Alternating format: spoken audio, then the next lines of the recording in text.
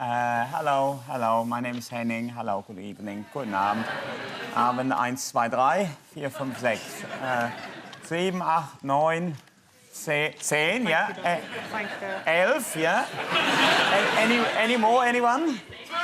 12, yeah, indeed. Anyone who can count further will be deported. We're a different country now.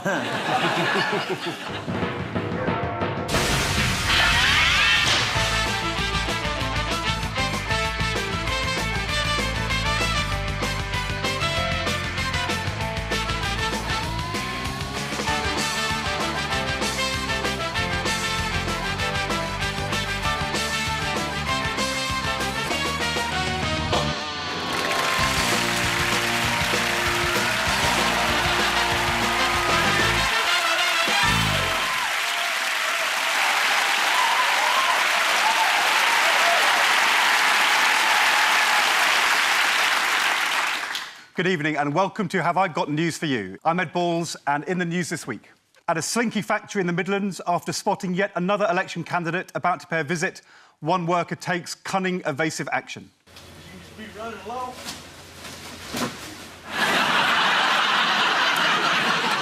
In a dining room in South London, Brian Cox's cat makes a vital contribution to the owner's understanding of the orbital motion of Saturn.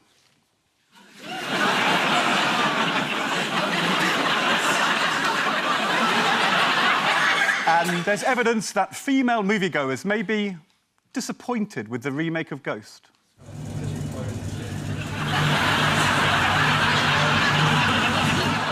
On Ian's team tonight is a German comedian who has made this country his home for the past 15 years.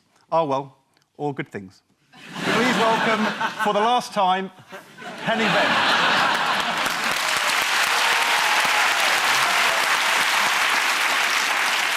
And with Paul tonight is an outspoken journalist and broadcaster and a Londoner who loves walking in the countryside for the tranquility, which is what London enjoys while she's off doing it. Please welcome Janet Street Porter.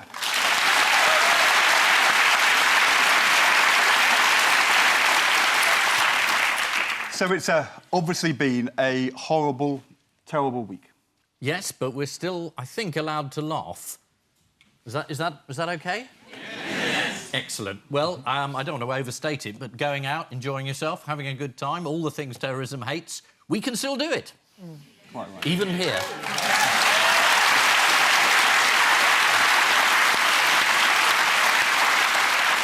And have a laugh at Ed, I hope.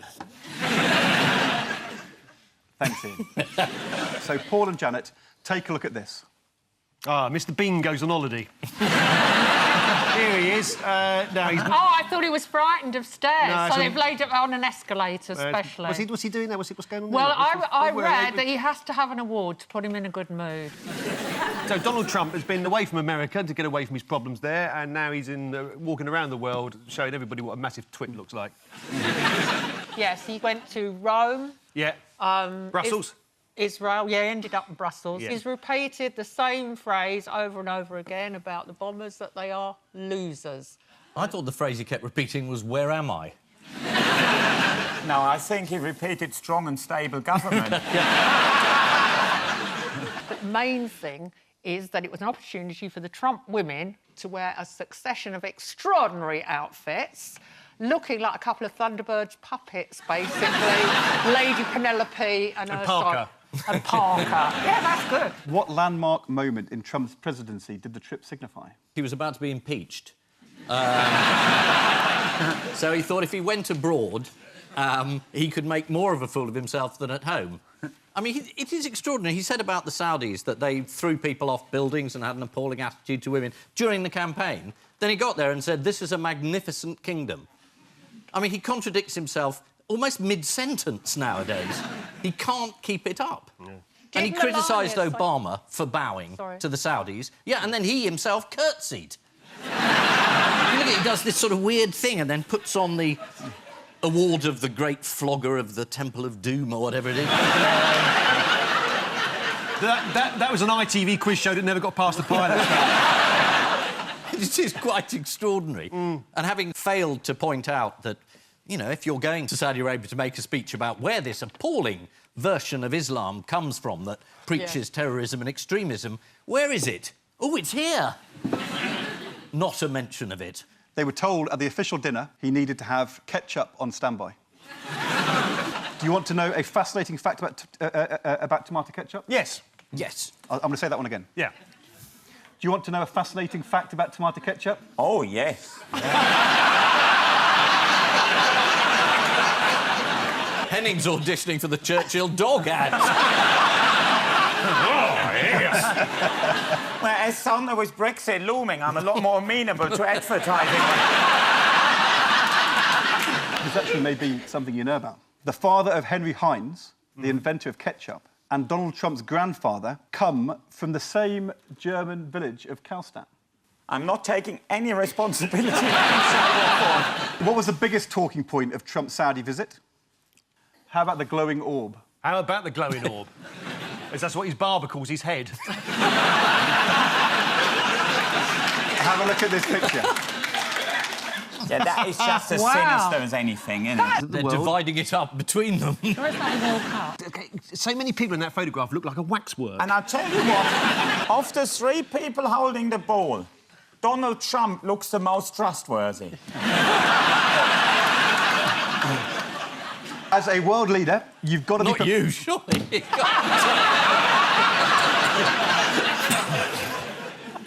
Did you see the ceremonial sword dance that the Saudis put on for the president? No, but I'd love to.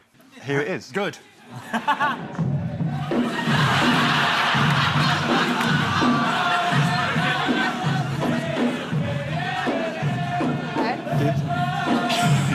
Ed, you need to give him some dancing tips. He's got no sense of rhythm and his sword was drooping. I know.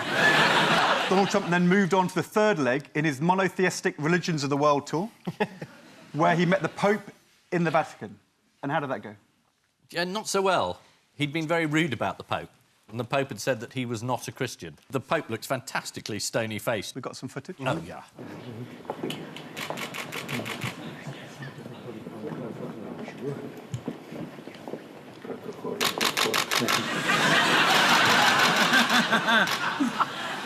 It looks like somebody was against the marriage in the first place. If you thought that photo opportunity was awkward, look what happened when they sat down. Is there anything you'd like to tell me? I'm sorry, we don't seem to have your reservation here. And how did the Pope lighten the mood? Let one off. I'm sorry. He asked Melania what she was feeding Trump, and she said pizza. Top bants. She didn't say anything on the whole trip, did she? There's no record of Melania speaking. But she she had knows. a lot more eye makeup by the end than the She beginning. doesn't seem to be enjoying life as the First Lady, does she? He put his hand out and she gave it the flick. She knows that he's scared of stairs. So when they're coming down the stairs, he reached out to her and she went...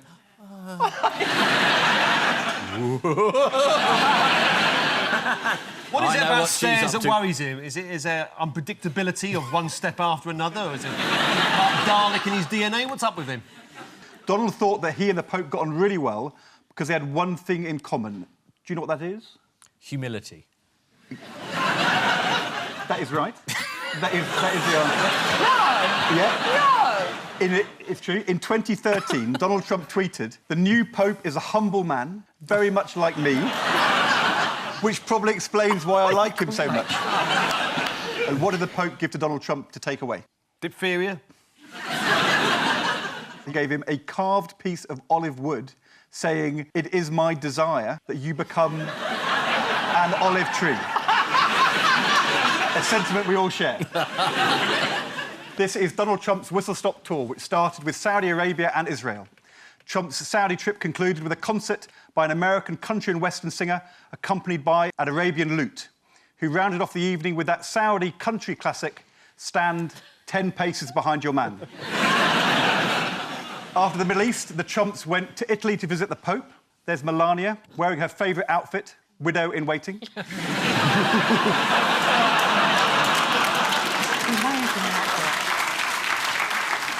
She does look like she should be doing an advert for Scottish pensions, wandering around, wandering around that maze. Ian and Henning, take a look at this. Oh, dear. This is politics, which has started again. There was a temporary pause, and now we're all back. Going one way and then the other, yeah. It's a U-turn, so what?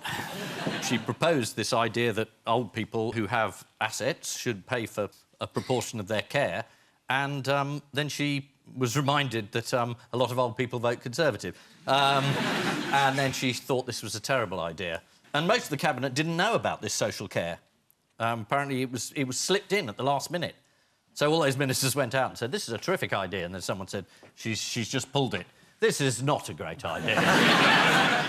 It's incredibly humiliating. Meanwhile, the Labour Party, who are usually for inheritance tax, suddenly decided that passing on your house to your children was a traditional socialist touchstone, and that it was appalling to suggest that people should actually have to pay for some of their own care and not give their children money. The Conservatives have promised £8 billion of extra funding for the NHS. Where's the money coming from? Corporation tax. Andrew Neil tried to find out. How are you going to pay for the extra £8 billion for the NHS? Andrew, when I go around the country and talk to people about what we're going to do in government, what people want to know is, are we actually going to have the strong economy that enables us to pay for the NHS? Where will the extra £8 billion come from? What we have done, if you look at our record, is shown that we can put record sums of money into the National Health Service at the same time as we're ensuring that we're building that strong economy. Let me try one more time. Where will the extra £8 billion for the NHS come from? What we have done over the last 7 years, and what we will do in future is ensure that we have the strong economy, the growing economy, that enables us to generate the funds to put into our public services. So, Ed, how does it work? If, say, you're the Prime Minister or Shadow Chancellor or whatever, so and you go to to an interview like that, so do you get briefed or brief yourself? So that's just those few messages I want to get out, and whatever I get asked, I will not answer or say anything that I haven't prepared. Well, look at the alternative, Diane Abbott. Blathering out a load of random figures. Go on, Ed, you're the expert. Well, I think it's really important to answer the question if you possibly can, and I don't think she did. And I think people... Pot and kettle. I can't hearing this. And I think people probably noticed. What's the one word that Theresa May repeated over and over again in that interview with Andrew? Help! Do you want to see? Yeah. Well, Andrew, first of all, Andrew, what we have done, Andrew, you know Andrew. Well, Andrew, I called an election several weeks ago. Andrew. Prime Minister, thank you. Imagine doing that and then getting the name wrong. What lie did Boris Johnson tell Robert Peston? Was this the 350 million again? Linked? On the NHS? Linked. Did he say it would be Oh, reconsidered? He said it was in the manifesto. Yeah. Did she say it at the manifesto launch? No. Not only did he lie, but he actually cheated as well, because he looked at Peston's notes in the hope of finding out what the question was going to be, and he was caught. I didn't know what cheating you were referring to there. You've suddenly adopted the character of a northern housewife. Have you heard about... Well, it's no surprise to me. He was rinsing out his own gloves last Saturday. We haven't talked about Labour very much, so to head off any accusations of bias... Are you leaving now to be replaced? The next round will be hosted by Michael Portillo. Come on, we can have a train round. When it comes to Labour's manifesto promises, how did Shadow Foreign Secretary Emily Thornberry muddy the waters? Was this Trident? Yep. She said there'd be a review, and the review might include scrapping it. Was that the problem? And do you know who contradicted her and said it was Labour's policy to keep Trident? Shadow Defence? The Shadow Defence Secretary, that's right. This was Nia Griffiths, the Shadow Defence Secretary. Emily is not the Shadow Defence Secretary, I am. You're doing it again! I don't know who that man was she was in the pub on Saturday, but it wasn't her husband, I'll tell you that much. I know full well he's got a job in Peterborough. finally, Yeah. in an interview with the Sunday Telegraph, Theresa May revealed who her dream dinner party guests would be. Lettice Curtis, Edward Whymper and Wilfrid Thesiger. If anyone from Google is watching, prepare for a surge at 9:31 tonight. He was an explorer, wasn't he, Wilfrid Thesiger? Yeah, Africa. ended up in Kenya. Yeah.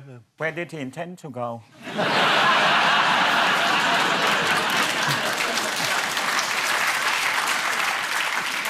Another dream dinner party guest would be the artist Sir Stanley Spencer. Has she ever looked at the pictures he painted? I don't know. That's not her, is it?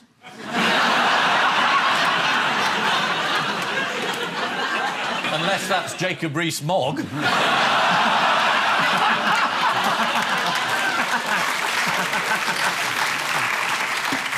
And so to round two. I'm going to give you a musical clue. Oh, God.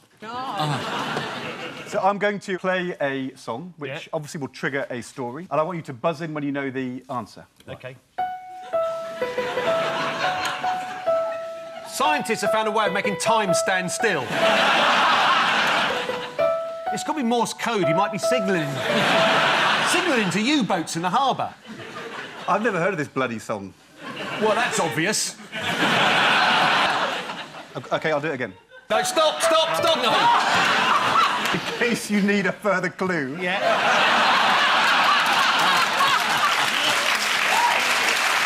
Can we have a professional opinion? Interesting use of the word further. Yeah. We'll have a look at the picture. It's a cat that can play the piano. Pussycat. What's new, Pussycat? He's called Bastard by the look of it on his... Why didn't somebody call a cat But and Bastard? that's Tom Jones. That was Watson. That still isn't it. I still don't know what song we're after. It's a song to introduce... What's new, Pussycat? To introduce this cat who's called Bastard, according to this. Although they reckon the cat's intelligent enough, so they've blocked out 3 of the letters so he doesn't get a complex about it. He might think his name's Bernard. This is the news that an Australian charity are seeking a home for a cat called Mr. Biggles. Do you know why he's struggling to find a home? Is he very ill-tempered? According to the advert posted by an Australian pet charity, Mr. Biggles is an utter bastard of a cat. Why is he such a bastard, anybody know? Weren't we discussing Tom Jones a minute ago? He sang sang the What's song. New, Pussycat. Yeah. And this is about a pussycat in Australia. Yeah. That's the link. That's the link. Get over it. I think it was the beep bit that confused you.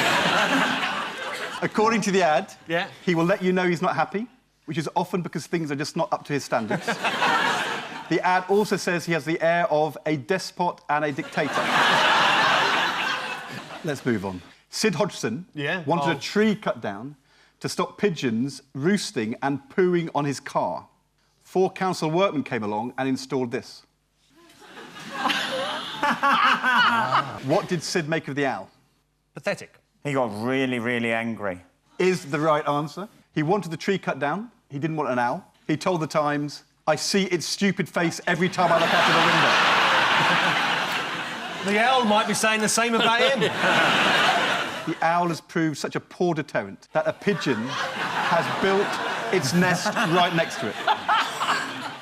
And lastly, in other animal news, let's see how a Russian dog interrupted a news broadcast this week. Голосовать за снос включенного в программу реновации дома. У меня тут собака. МФС, Артём Васнёв расскажет подробнее. Что у меня делает собака в студии, ребят? They train their journalists tough over there, don't they? Fingers on buzzers, teams. Here's your next musical clue. Interesting use of the word next.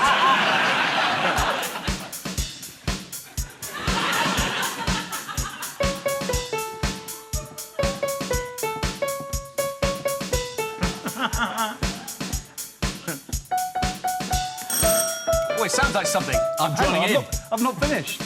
Oh, I think you have. I think you have. No, wait.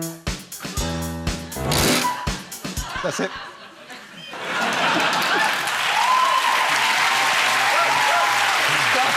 It sounded like something. So the song was Pretty Woman. Here's a picture. Well, it's Pretty Woman, isn't it? Jane Austen. Oh, yeah. That's going to be a bit big for the machines, isn't it? Hasn't there been an argument that she's been slightly... Might as well not be here. It's a buzz around. Yes, Henning? Oh, sorry. No, go on. Oh. Just making a point. My point is that there's been an argument that she's been slightly prettied up for the £10 note. This is the news that the image of Jane Austen on the new £10 banknote has caused controversy after being airbrushed to make her look prettier. Here's how she is on the new £10 note. And here's the original portrait that's based on. That was drawn by her sister. Yeah. Well, it's similar, though, isn't it? Similar, but if you're on Crime Watch, would you say it was the same perpetrator? Of course, I've just been on billboards all over the country in a swimsuit to promote a campaign for body confidence in which I was not airbrushed. So Can we see that? You can see it if you want. You can see my varicose veins, 15 feet high. They've been in Westfield Shopping Centre. Your varicose veins are 15 foot high. No, that body was! Oh, I see it now, yes. I thought that was a nimbus cloud. Anyway, this airbrushing is a plague, I do think. And it's astonishing that they feel they have to make Jane Austen look more cute, you know. In fact, they've just made her look more bland. Yes, this is the airbrushing of Jane Austen's face on the new £10 note. A decision which shows a complete lack of sense and sensibility. Time now for the odd one out round. Just one between you. This week, your 4 are a pair of glasses. They're mine. All right, you need to do a bit of How buzzing. can you get the odd one out from one? I'm just getting it in early since I keep being ignored. Let's do that again. Yeah. I might do it again, Yeah. just to annoy you. Don't do it again. Time now for the...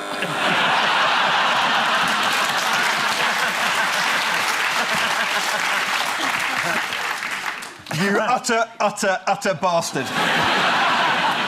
Your 4 are a pair of glasses, a student's room in LA, a steam cloud in Nottingham and a pineapple. The pair of glasses was mistaken for an exhibit in an art exhibition. Is there a pineapple in an exhibition? Bound to be. And I think that student's room, someone's arranged a student's Yes, I room. read about that, yeah. An installation. It's an installation. Yeah. So they're all deliberate except the glasses. The cloud, the steam cloud, has been declared a work of art. I was going to say, can we have a clue? But then I thought, oh, no. Anybody? Yeah, get the keyboard out. It's a national anthem. Can you hear it? Oh, Ed, can't you just sing us another clue? No, don't! Sorry, that came from the heart. We don't know the answer. They have all been mistaken for genuine works of art, Yeah. apart from a cloud of steam, which was a genuine work of art, but was mistaken for a fire. Let's have a look. That is the steam. It's either that or the Liberal Democrat Drugs Policy Working Group. In 1666, they had it all over London then. Yeah. And everyone was marvelling. no Ooh, one- lovely, Yeah. isn't it? The Turner Prize has outdone itself this year. Do you know how the Nottingham Contemporary Art Gallery tried to warn passers-by that that was, in fact, an art installation? Special signs? They put up posters in the surrounding area telling people not to worry and that it was only a cloud of steam, posters which, due to the cloud of steam, nobody could see. A student's room in Los Angeles has recently been turned into a passive-aggressive art gallery by his roommate, who's sick of the mess he's left lying around. When Justin finds any mess left by his housemate, he leaves a card with a price and description of the art. Shall we look at a piece? Forgotten milk left to actively go rancid in fridge, far beyond sell-by date. Split infinitive. Barely worth $200 now. A pair of glasses was mistaken for a new exhibit at the San Francisco Museum of Modern Art. Let's have a look. calls into question the whole way we see things. A pineapple was left in the middle of an Aberdeen exhibition by a student. What did the curators of the exhibition do with it? Put it in the catalogue. Worse? Put it in a case. Sold it. They put it in a display case. It was left there by mistake. How could you leave a pineapple? I'm sorry, if I buy a pineapple, I don't go and walk around an art gallery and think, oh, I just look at this picture, I'll put the pineapple down on You're the missing floor. out. Everybody's doing it these days. Time now for the Missing Words round, which this week features as its guest publication, Chanter, the Journal of the Bagpipe Society. And we start with lots of women struggle to what? Find Mr. Right or even Mr. 10%. In the back of the cupboard. The answer is lots of women struggle to get new top over their head. Outraged consumers have been posting pictures this week of a top from fashion retailer Pretty Little Thing. That's impossible to get over their heads. Let's have a look. That's not good. I have the same problem with pants. Why do you put them on your head? Next, what led me to bagpiping? I don't know, mental breakdown? The loss of my political career. A natural progression from the whistle led me to bagpiping. Yeah. And finally, weak men more likely to what? I read this. It said more likely to be left-wing or to be socialists. Oh, yes. Is exactly right. Weak men more likely to be socialists. It was in that top journal of scientific record, The Sun, wasn't it? It was actually in the Journal of Evolution and Human Behaviour. I sent a copy to Jeremy Corbyn, but sadly he couldn't lift it off the doormat. So the final scores are Paul and Jeremy on 4. Who? Paul and Jeremy? He's on!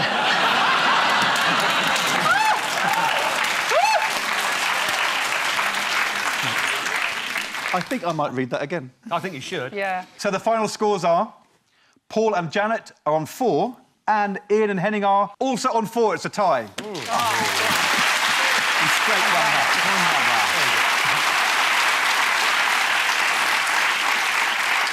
On which note, we say thank you to our panellists Ian Hislop and Henning Wehn, Paul Merton and Janet Street Porter.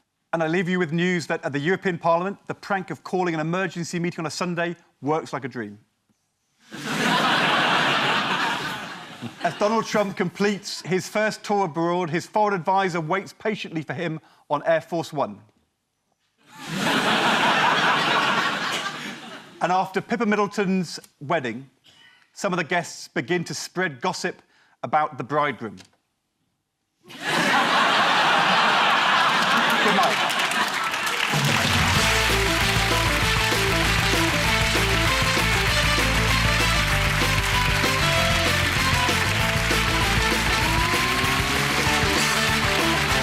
Have I got news for you back at the later time of 10 and over on BBC Two next week as we have an election debate. Yeah, the Friday night comedy continues with hospital people to come in a moment.